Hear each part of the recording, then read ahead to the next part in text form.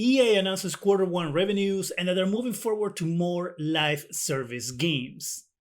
And I must say, it's all your fault.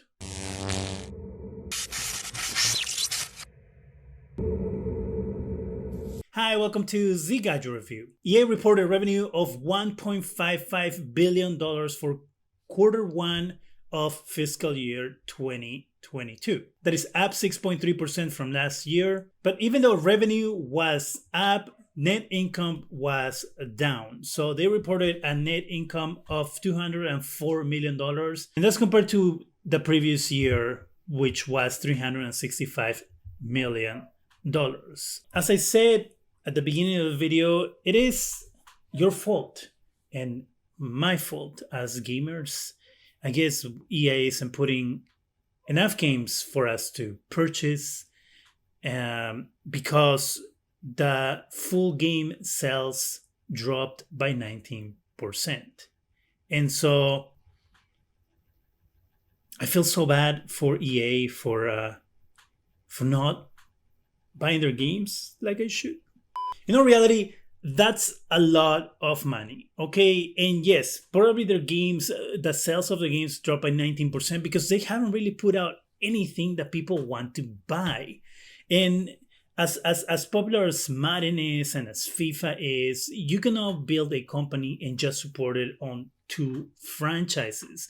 And if you're putting games that people don't want to buy because they're afraid of microtransactions and being like, free-to-play kind of experiences for $60, $70, which is what EA is going to be charging for next-gen console games, then yeah, people are going to be like, I'm not buying this game until I know that this game is going to be good. Then I'm not going to buy a quarter of the game and you're going to try to sell me the rest of it, the other 75% later, through downloadable content and microtransactions. So you know what, EA? It's your fault. You did this. We didn't. But you know what? EA is going to continue live service type games. They're actually probably going to double down on their offerings coming in the next years, months, whatever you want to call it. And reason for that is because despite the drop of the 19% of sales and the income, they're still making a lot of money. And the reason is because EA's live service games are offsetting the loss by up to 13%. So, live service games are making it rain for EA.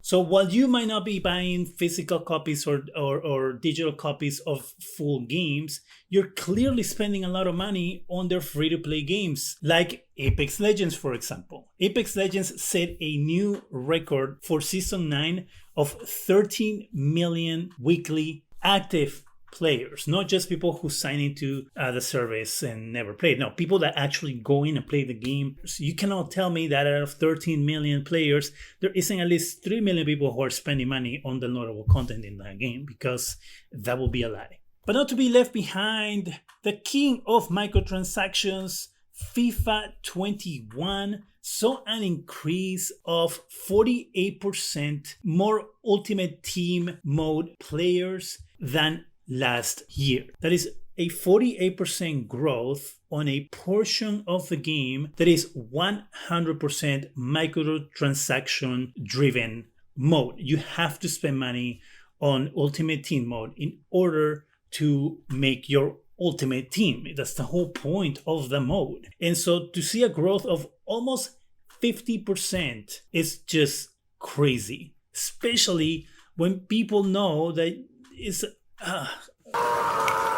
So because of this reason, because their live service games are so popular, because their games that have tons of microtransactions in them are so popular, and people continue spending money on digital stuff that really just doesn't make any sense, they are actually going to continue moving towards live service games, and they're going to be making more live service games, to the point that, as I kind of mentioned on my video about Battlefield Portal, they're going to actually be making Battlefield into a more free-to-play live service game. Not that the game didn't already feel like that to begin with, even though it's going to cost $70 to buy. This comes from WFCC Tech. Do we think Battlefield will return to an every other year launch? I will say I think that is our orientation. But more importantly, I think you should think about Battlefield as a service. What we announced, what we're doing for the launch of this game is really revolutionizing and reinventing what all our epic scale warfare is in the context of gameplay. In addition to that, you've heard us announce Battlefield Portal, which really starts to lean into user-generated content and will drive deep long-term engagement in the game. I called it, I said in my video, which you can see in the description section or up here, I said that Portal seems that it's going to be a great free-to-play thing to go into. That is something that they're going to be able to charge for map packs, weapon packs, skin packs. Most likely they could have seasons where you have a specific Battlefield game that comes into play for the season, things of that nature. And this commentary that I just read you pretty much is telling us that. And while we've announced Hearthstone, we haven't disclosed a lot about what's going on there. And you'll hear more about that in the coming months. This really forms a foundation for what we believe the future of live service around Battlefield is. It's right there! Battlefield is a live service game. Why are you going to do this, EA? Which over time will include a mobile launch, will include some free-to-enter components, and really change the nature of what happens from launch to launch. So that while than every other year launch probably makes sense as we think about it today. We're really focused on 365-day engagement in the franchise at a platform level across any device that consumers may want to play on. When I read this and all that, my thoughts were like, should I even bother buying Battlefield now, 2042? Or should I wait for the game to become free at some point and then I can just play it without spending $70 and then feeling burned because I spent $70 on the game and then they just made it free? I don't know. I'm kind of torn right now based on what I'm hearing here. But it wasn't all announcements of how much money they're making and the fact that they're going to be moving their games into a live service type of offering. They also had a small, tiny complaint because I feel, or I guess they feel, that they get a bad rap when it comes on how they deal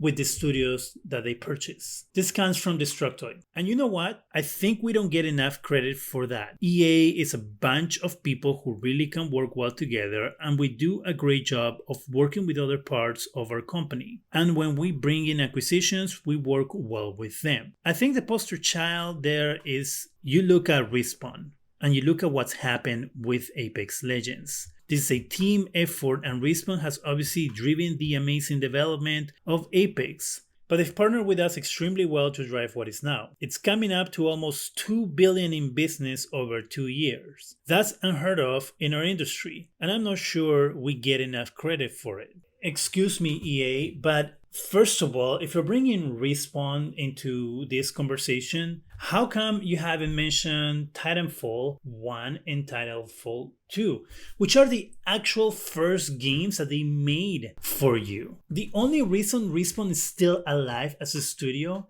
is because of Apex Legends.